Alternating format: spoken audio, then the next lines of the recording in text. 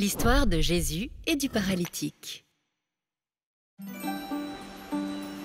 Il y a une expression célèbre qui affirme que les bons amis, les vrais amis, se comptent sur les doigts d'une seule main. Tu as fait le compte? Alors, voici l'histoire d'un groupe de 5 amis inséparables. Depuis leur enfance, ils forment une vraie bande. Rien ne peut les arrêter. Jusqu'au jour où... Allez, lève ton bras. Impossible. Bouge tes jambes alors. Aucune commande ne répond. Plus rien ne fonctionne. Voilà notre ami paralysé. Enfin, ça c'est la version 1 de l'histoire. Certains pensent que notre ami aurait été paralysé depuis sa naissance. D'autres rapportent que ce serait plutôt une étrange maladie qui l'aurait peu à peu privé de l'usage de ses membres. Difficile de dire ce qui s'est réellement passé. Quoi qu'il en soit, puisqu'il ne peut plus bouger, ces 4 amis seront ses bras et ses jambes. Paralysé ou non, un ami, c'est pour la vie. La vie reprend son cours. Les jours, les mois, les années défilent. Quand, sur les rives du lac de Galilée, dans la ville de Capernaum, la rumeur grandit. On apprend qu'un homme nommé Jésus arrive en ville. Ce qui est bien avec Jésus, c'est qu'il parle à tout le monde, petit et grand. Et il paraît qu'il a des pouvoirs extraordinaires. Jésus est arrivé. La nouvelle se répand jusqu'aux oreilles de la bande des 5. Et là, tout va très vite dans leur tête. Et si c'était la solution? Il faut à tout prix amener leur ami paralysé au plus proche de Jésus par tous les moyens. Ni une ni deux, les voilà sur la ligne de départ. Prenant avec eux maillet, très bien. Corde, indispensable. Pieu, ça peut servir. Bouée canard, non, là, rien à voir. Un ami aux 4 coins du lit et c'est parti mon kiki, à travers la ville. Il faut trouver la maison où Jésus est allé. Laissez passer, convoi sanitaire urgent. La foule est tellement compacte que les voilà bloqués. Mince, si près du but. Il faut trouver un autre itinéraire. Devant, un bouchon compact. À gauche, on dirait une boîte de sardines. À droite, encore pire. Faire demi-tour? Hors de question. C'est à ce moment-là que notre ami paralytique a une idée de génie. Les gars, parle-toi. Hissez-moi là-haut. Les 4 amis unissent leurs forces et défient les lois de la pesanteur. Alors que Jésus captive la foule par son enseignement, nos amis arrivent à destination. Jésus est là, juste en dessous. Alors ce ne sont pas ces quelques morceaux de bois et épaisseurs de boue séchée qui vont faire obstacle plus longtemps. Les 4 amis se coordonnent. Allez les gars, travail d'équipe synchro. On va descendre le lit. Vous êtes prêts? En dessous, c'est l'agitation. Quel culot ceux-là! Non mais quel manque d'éducation. Plutôt mal poli, ouais. Pire que des cambrioleurs! Ils vont tout casser. Et qui va payer les réparations? On aura tout vu! Au milieu du brouhaha, Jésus, lui, reste calme. Il n'a clairement pas les mêmes préoccupations que la foule. Suspense. Tout le monde attend qu'il parle. Mon ami, tes péchés te sont pardonnés. Hein? Ah bon? Cette parole n'est pas du goût des chefs religieux. Il n'y a que Dieu qui puisse pardonner les péchés, pas un homme, juste comme ça. Là, il dépasse les limites en se prenant pour le Tout-Puissant. La colère monte dans le cœur des pharisiens. Mais ils vont bien vite découvrir qu'avec Jésus, les limites n'existent pas. Car il est le Fils de Dieu. Et il a le pouvoir de pardonner les péchés. Lève-toi, prends ton lit et marche. À peine cette parole prononcée, notre ami paralysé, mais ça, c'était avant, commence à remuer les doigts, les orteils. Voilà maintenant qu'il se dresse sur ses pieds. Ça paraît impossible, mais la preuve est là. Ses jambes le soutiennent. C'est merveilleux, tout fonctionne. Mais alors, cela veut dire que... Que c'est... Oh! Que c'est... Je suis guéri. Oui, c'est un miracle. La foule est en délire. La joie se répand dans toute la maison et bien au-delà des murs. Place à la fête. Alléluia. Merci Jésus. Grâce à Jésus, la bande des 5, plus solide que jamais, est maintenant prête pour de nouvelles aventures.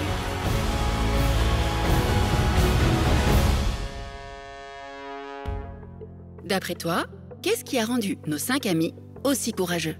Leur âge? Leur intelligence? Leur foi? Ou leur force?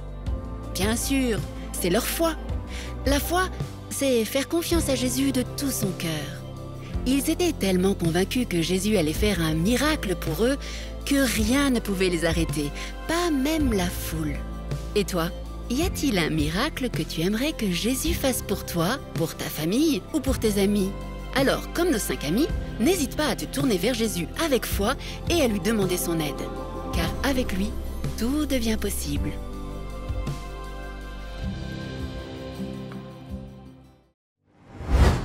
Ceci est le premier épisode de Ma Bible Junior. Il y a quelques années, le Seigneur m'a parlé et il m'a demandé de créer une application biblique unique en son genre, Ma Bible. C'est une application pour toute la famille, y compris pour les jeunes, et même les enfants auront leur propre Bible numérique avec un contenu de grande qualité, adapté à leur âge. Notre vision est que les enfants puissent aimer Jésus de tout leur cœur et découvrir les valeurs du royaume de Dieu. Dieu a mis un fardeau dans nos cœurs pour les jeunes et nous croyons qu'au travers de Ma Bible, les vies de nos enfants, de nos petits-enfants et de millions seront impactées partout dans la francophonie et au-delà.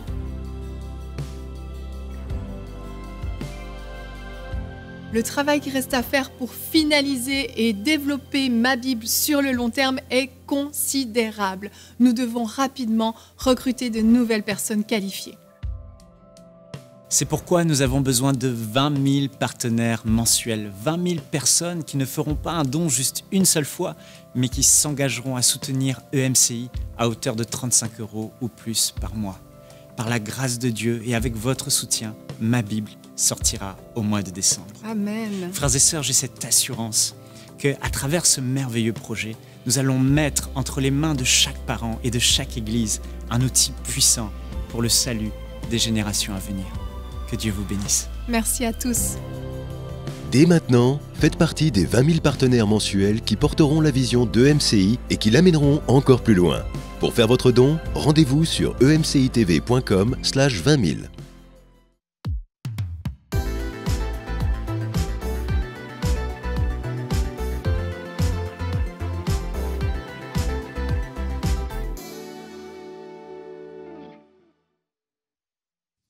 Bienvenue sur Teach, votre émission d'enseignement et de maturité spirituelle.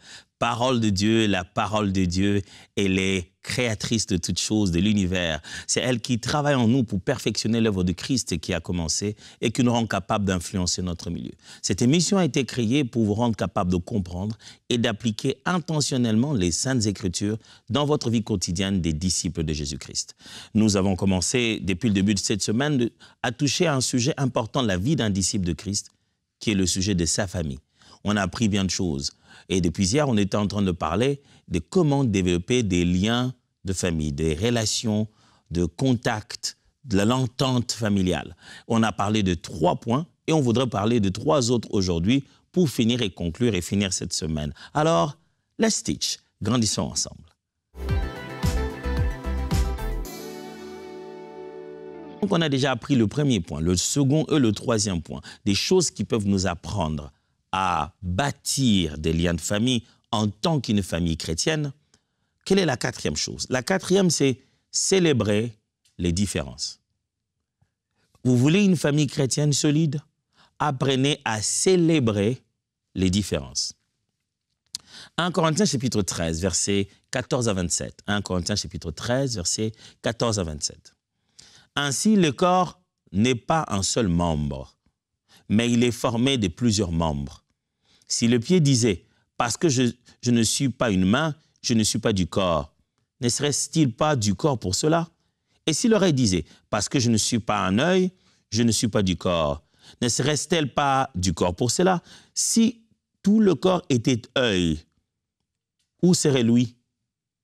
S'il était tout ouïe, où serait l'odorat? Maintenant, Dieu a placé chacun des membres dans le corps comme il l'a voulu. Si tous étaient un seul membre, où serait le corps? Maintenant donc, il y a plusieurs membres et un seul corps. L'œil ne peut pas dire à la main « je n'ai pas besoin de toi », ni la tête dire aux pieds « je n'ai pas besoin de toi ». Paul est en train d'expliquer ici l'importance de chaque membre du corps du Christ, de la famille chrétienne. Et il utilise une métaphore, il explique comment fonctionne un corps humain. Et il dit comment dans une famille, comment dans une église, comment dans un corps, chaque membre a un rôle. Et si tout le monde était pareil à l'autre, il n'y aurait donc pas de corps. Le sens même du mot corps, c'est la diversité des membres. Si on n'a que oreille, oreille, oreille partout, ça ne s'appelle pas corps. Et ça n'a que corps parce qu'il y a cette différence, cette singularité que chaque membre détient.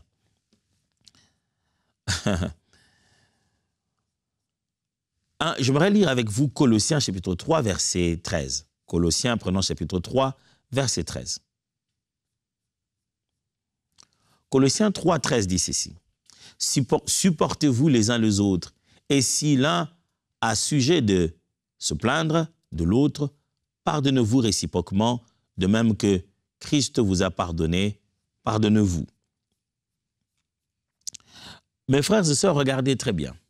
Célébrer la différence, c'est un des moyens efficaces pour bâtir les liens de famille. Dans une famille, on est différent. En commençant par le couple, si on ne sait pas se réjouir du fait qu'on est différent, on ne pourrait pas vivre ensemble. Imaginez-vous, la force d'un couple, mes amis, c'est le fait que nous sommes différents. On aime l'autre parce qu'il n'est pas nous. Il a du nous, il ne l'est pas en même temps. C'est en même temps attrayant, c'est parce qu'il est à la fois comme nous et un peu différent de nous. La différence est la raison qui nous maintient ensemble. Lorsqu'on découvre combien on est différent, on ne devrait pas se diviser. C'est parce qu'on se rend compte combien on est différent qu'on devrait se compléter et maintenir notre jeu d'équipe. Et une famille, pour qu'elle se bâtisse et des liens solides, on doit avoir un système intérieur qui permet de célébrer la différence. De faire en sorte qu'on sente dans la famille que le fait que toi, tu sois différent de tout le monde, on aime ça. Le fait que toi, tu sois aussi comme ça, on aime ça. Le fait que toi aussi, tu sois comme ça, on aime ça. La famille, ce n'est pas conformer tout le monde à un individu, c'est conformer tout le monde à Christ en gardant la particularité de chacun d'entre nous. Célébrer les différences voudrait dire quoi de façon pratique? OK. 1. Donner à chacun son tour. Ça signifie que dans la famille, si vous voulez bâtir des liens, la vie de famille doit donner à chacun son tour. On peut avoir un footballeur à la maison, celui qui détient l'attention de toute la famille. Match samedi, match dimanche. Ah, là-bas, c'est lui qui passe à la télé. Et puis après, il y a une passionnée de la littérature. Dans la vie à la maison du matin au soir, ce n'est pas que football. À un moment donné, on a besoin de compétences de l'autre. Il est important que dans le fonctionnement de la famille, on donne à chacun son tour de s'exprimer. Quelquefois, ne donnez pas parole à celui qui parle facilement. Laissez l'autre qui ne parle presque jamais parler. Moi, je vous ai déjà dit, et peut-être je vous casse déjà les oreilles avec ça, j'ai une famille de 4 enfants, 3 filles et un garçon. Ma femme et moi, de fois, quand on roule en voiture, on pousse nos enfants à chanter ou à faire quoi pour voir leurs compétences et tout. On a été choqués une fois où on connaît celle qui chante déjà, très bien. Moi, on a été très choqués d'entendre la voix de celle qui chantait jamais, qui n'aimait presque jamais chanter. Quand elle a chanté, on a fait un grand silence, ma femme et moi, on s'est regardés. On dit, waouh, elle a une si belle voix. Pourquoi elle ne chante jamais? Si vous ne donnez pas dans la maison, dans le système familial, de temps en temps le tour aux autres de faire aussi, vous ne célébrerez jamais la différence et vous risquerez de croire que chacun doit ressembler absolument à l'autre. J'ai plusieurs fois commis cette erreur dans ma vie, pas seulement dans ma famille, mais aussi dans la gestion de l'Église ou la façon de conduire les frères et sœurs. À un moment dans mon ministère, j'étais focalisé sur ceux qui le font bien.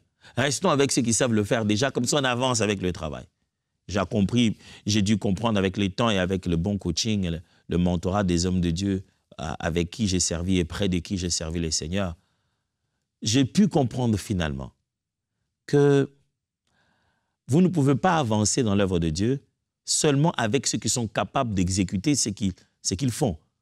les bons prédicateurs, les bons modérateurs. Non.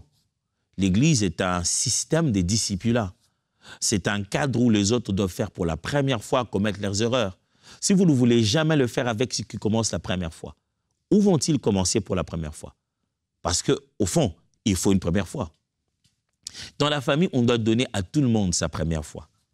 Ne vous dites pas « Ah, lui, je ne l'ai jamais vu faire ça. » Il va le faire aujourd'hui. Donner à chacun son tour permet de célébrer la différence. Deuxièmement, quand on parle de célébrer les différences, c'est aussi éviter des comparaisons. La famille, c'est un endroit où on est différent. Paul le dit très bien. Pourquoi voulez-vous comparer la main avec le pied? Ils sont différents, chacun a une utilité différente. Si vous voulez qu'une famille soit stable et bâtisse des liens forts, célébrez la différence en évitant des comparaisons. On aime dire ceci. Vous ne pouvez pas comparer la tortue à l'antilope. Ça n'a pas de sens. Vous ne pouvez pas comparer vous ne pouvez pas faire une comparaison de vitesse. Vous voulez faire une compétition, vous mettez l'antilope et la tortue. Vous allez vous dire, bien sûr, le plus rapide, c'est qui? Le plus rapide, c'est l'antilope. Non, non, non, non, non. Voici la réflexion. L'antilope n'est rapide que dans son corps d'antilope, dans ses attributs d'antilope, dans sa taille d'antilope. L'antilope n'est pas rapide en tortue. Pour comparer la vitesse de la tortue, compare-les d'abord avec les autres tortues. Parce que l'antilope a tout en lui pour être antilope, et le fait d'être antilope le rend déjà rapide. Et aujourd'hui, si on mettait à l'antilope la masse égale à celle que la tortue a, la peau que la tortue porte, la carcasse que la tortue porte, les capacités, les nerfs, le fonctionnement que la tortue porte, si vous aviez fait d'une antilope tortue, eh bien, je vous assure que cet animal ne sera pas aussi rapide. Il en est de même. L'antilope, la tortue ne l'ont que dans sa nature d'antilope. Si la tortue avait la même structure osseuse que l'antilope, la même taille, n'avait pas besoin d'avoir toute cette peau, eh bien, la tortue aussi serait rapide. Donc, ça ne sert à rien de comparer les deux parce que chacun dans sa nature est fait, conçu, préparé et détient en lui les choses qui les qualifient tant que telles. La tortue n'est pas plus lente, elle fonctionne comme une tortue. L'antilope n'est pas plus rapide, elle fonctionne comme l'antilope. Donc, il est important dans une famille de comprendre que tout le monde n'est pas tortue, tout le monde n'est pas antilope, la tortue n'est pas lente, l'antilope n'est pas rapide. Il ne faut pas comparer les deux. Lui, il fait les choses vite, fantastique. Lui, il fait les choses à sa vitesse, fantastique. Mais il n'est pas lent par rapport aux autres. Beaucoup de compétences, beaucoup d'habilités ont été détruites. Beaucoup de gens sont détruits dans la famille parce qu'on les a souvent comparés. Ah, mais lui, il est derrière ton petit frère, mais regarde là ce qu'il en est. Qu'est-ce qu'ils ont à voir? Le fait de naître après ou de naître avant ne vous qualifie pas d'emblée dans la vie. Il est important de célébrer la différence et pour célébrer la différence, il faut éviter des comparaisons. Frères et sœurs, nous sommes venus à l'église, nous sommes venus plutôt dans la famille, femme, enfant, votre femme n'est pas vous. Vous ne pouvez pas la comparer. Regarde chérie, moi d'ailleurs j'ai fait ça, mais comment toi tu n'arrives pas à le faire? Elle n'est pas toi. Ah mais quand même, il faudrait leur trouver de l'émulation. L'émulation est très différente de la comparaison. L'émulation, c'est donner à quelqu'un un repère dans sa catégorie qui lui montre comment il serait le meilleur de lui-même. C'est lui donner on aime dire un benchmark, on lui donnait une image de référence.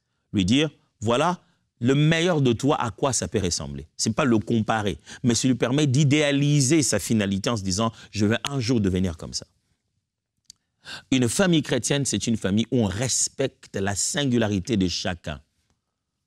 Tout le monde n'a pas les mêmes capacités et on devrait célébrer la particularité des autres, de chaque membre de la famille, en évitant des comparaisons.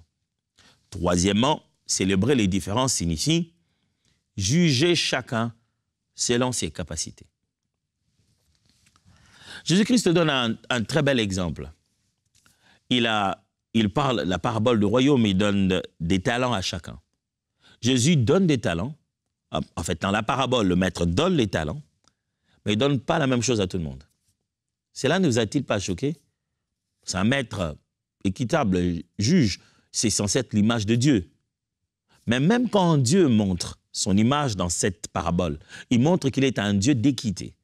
Et l'équité de Dieu, ce n'est pas l'égalité humaine. Ce n'est pas donner à tout le monde la même mesure, mais c'est donner à chacun d'après ses capacités. Et c'est ce que cette parabole dit. Il a donné à chacun d'après ses capacités. Dieu nous a créés tous en nous donnant tous, chacun d'après ses capacités. C'est pour cette raison, celui qui avait eu 2 talents, les a multipliés, n'a pas été considéré infidèle.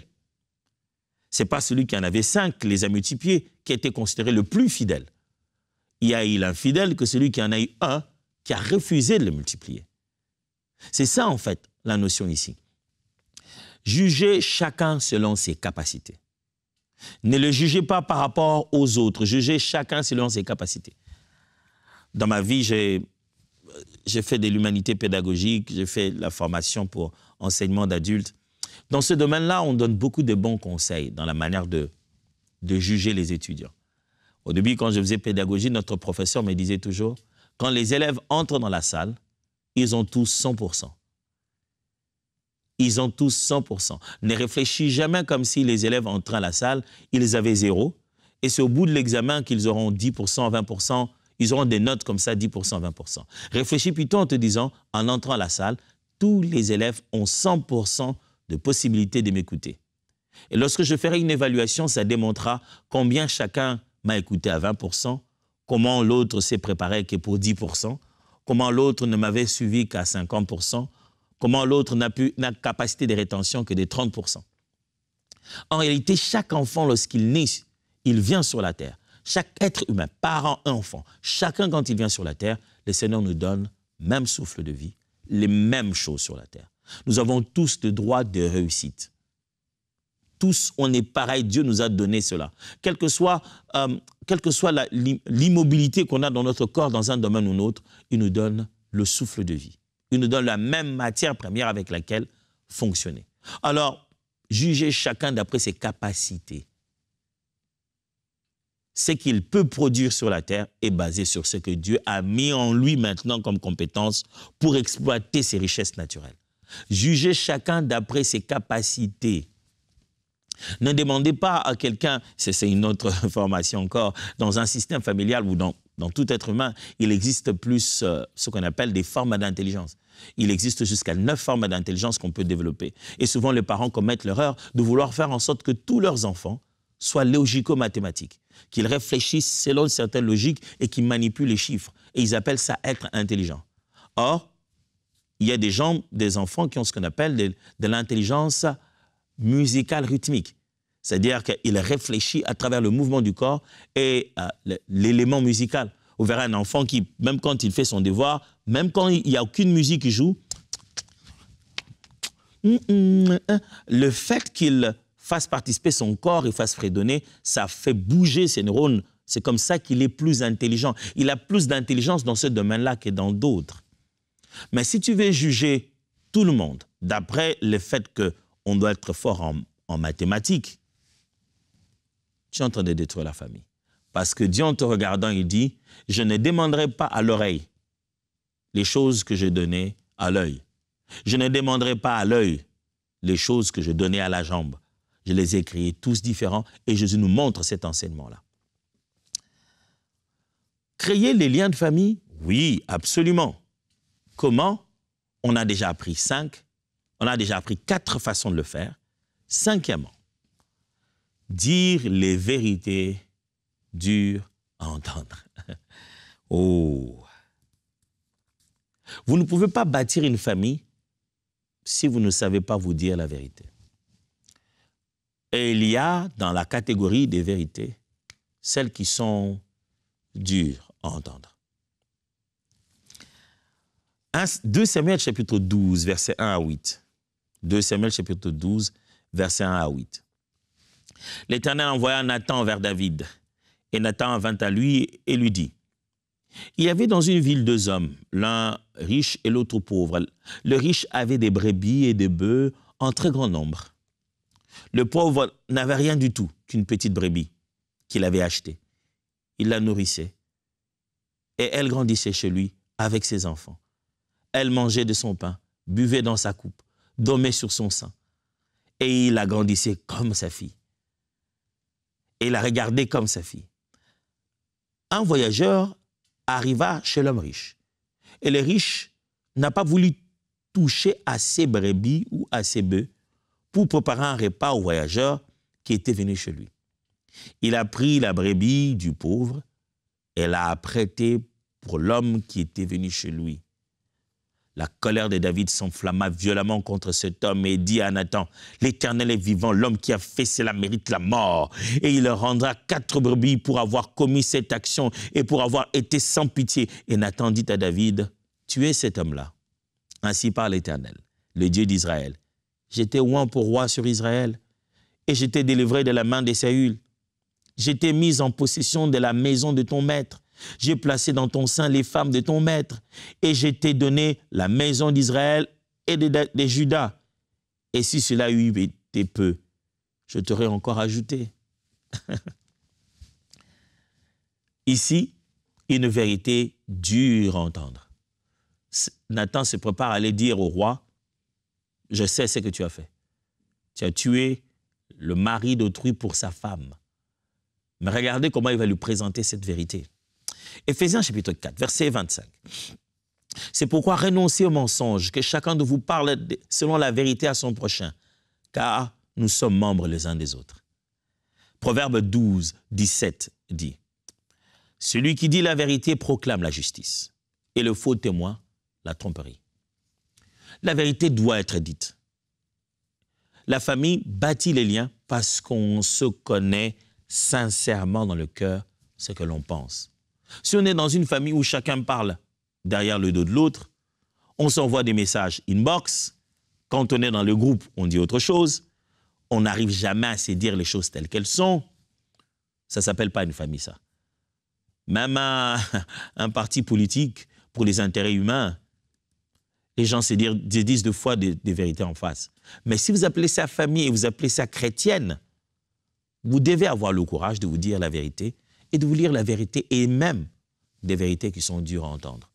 Mais le problème, c'est comment? Souvent, on veut se dire la vérité, des vérités dures à entendre, ça signifie quoi? Ça signifie premièrement, la vérité établit le respect.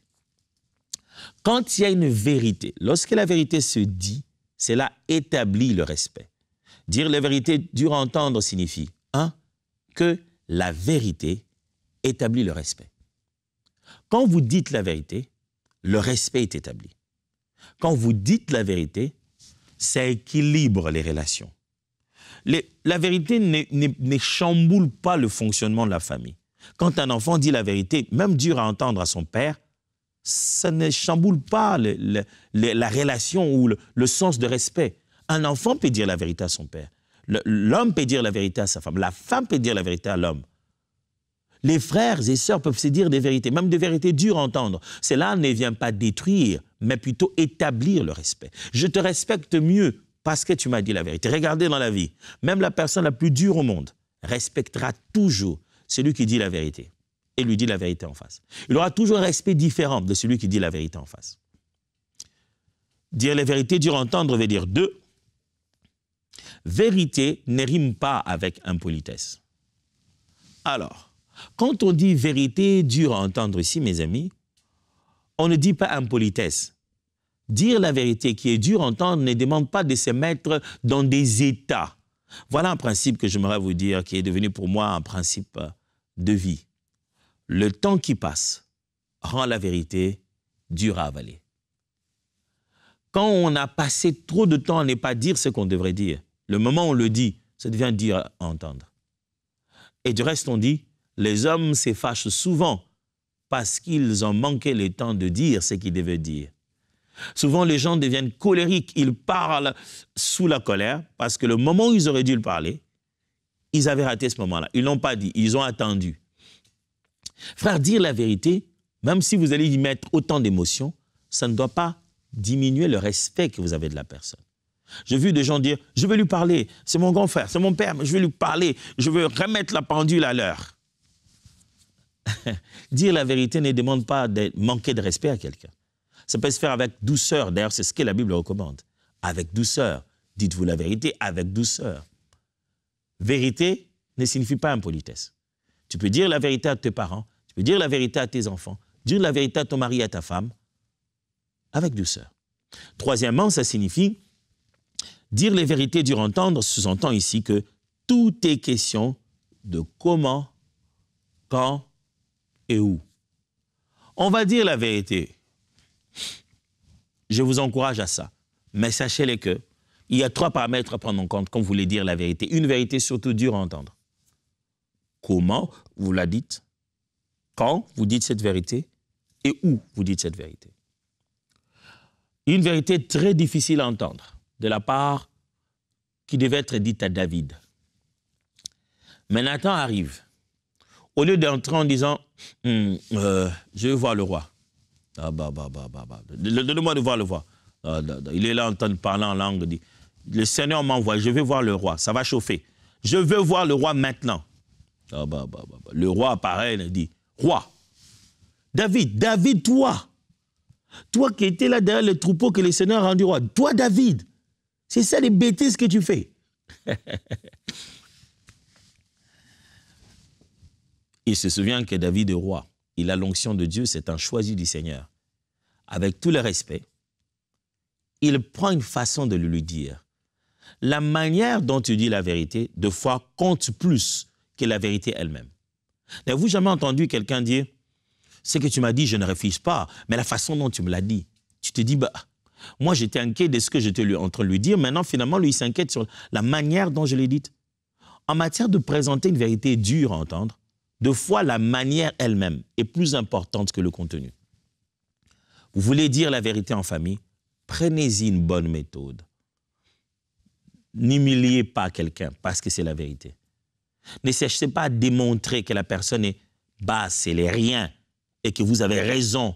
Ne tentez pas de jubiler derrière son tort.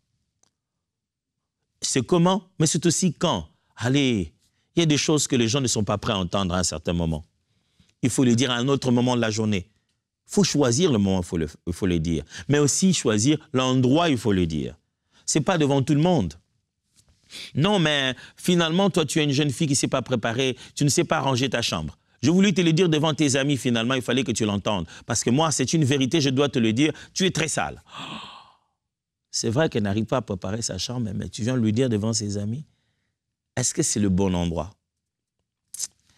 J'aimerais partager avec vous la dernière des choses que je pense peut aider les familles à bâtir des liens familiaux. Pour avoir les meilleurs liens de famille, je vous suggère une dernière chose. Bâtir la mémoire collective. Ce qu'on appelle la mémoire collective, c'est le fait de partager socialement les mêmes faits et les événements. Je l'ai dit sous une autre forme.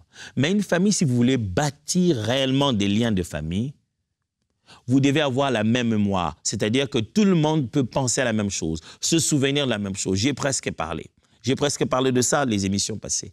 On doit vivre des faits qui nous sont partagés ensemble. Nous tous, on connaît ça, on a vécu ça ensemble. Voilà, vous devez avoir du vécu d'ensemble. C'est ce qu'on appelle bâtir la mémoire collective. Comment on fait ça? Pour avoir un vécu communautaire, un vécu collectif. C'est ce vécu collectif qui bâtit et qui améliore les liens de famille, qui améliore toute relation. Toute relation, pas seulement les liens de famille, toute relation qui va être solide a besoin d'avoir un vécu collectif. On doit avoir partagé quelque chose en commun. Comment on fait ça dans une famille? Moi, je vous conseille simplement, les vacances. Prenez un temps où personne ne travaille, personne ne fait quoi que ce soit, vous vous concentrez seulement à jouir de votre relation. Les vacances. Les vacances. Les vacances, ça ne demande pas de l'argent, ça demande juste un programme, ça demande juste d'y penser. Ayez des temps où vous vous consacrez à la famille. Deuxièmement, des célébrations. Célébrez des choses. Quelqu'un a réussi à l'école, célébrez cela. C'est la collation de grade, célébrez cela. Faites une petite fête, même si vous n'avez pas acheté de nouvelle nourriture, mais ce jour-là, que la journée soit différente à la maison. Célébrez. Célébrez les fiançailles. Célébrez chaque petit effort qui a été bien réussi. Quelqu'un avait du mal à réussir dans un cours, il se battait, finalement, il a réussi. Célébrez ça.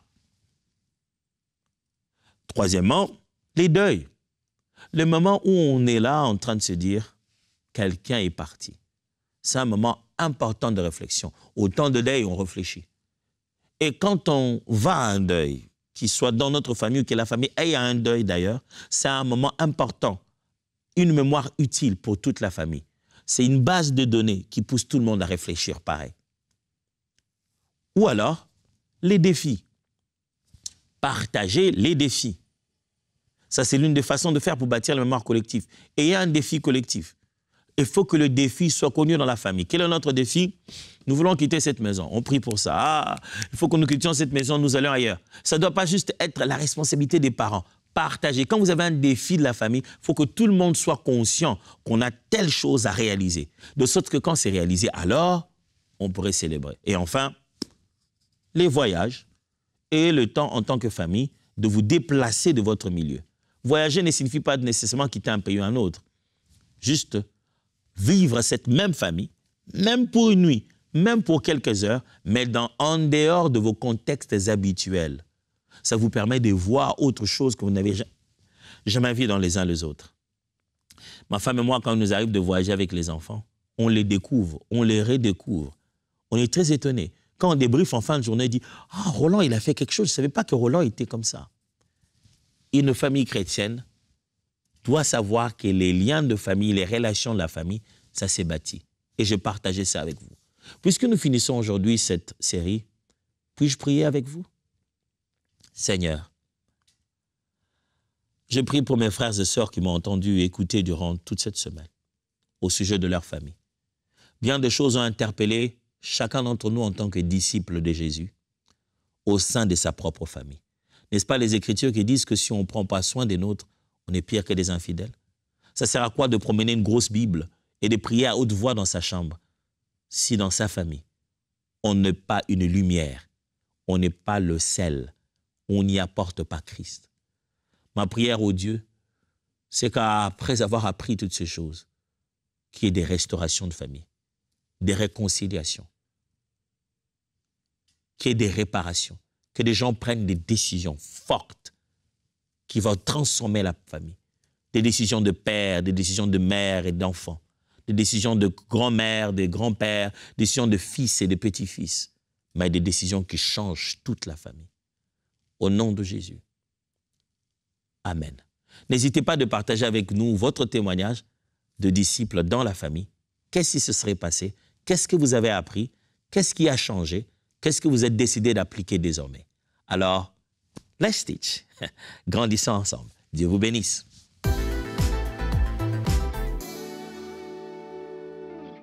Je vous remercie d'avoir regardé cette émission et j'aimerais prendre le temps de personnellement remercier tous les partenaires. Oui, vous tous qui avez choisi d'être partenaires mensuels, que Dieu vous bénisse parce qu'ensemble, nous avançons pour voir les projets se réaliser au travers EMCI.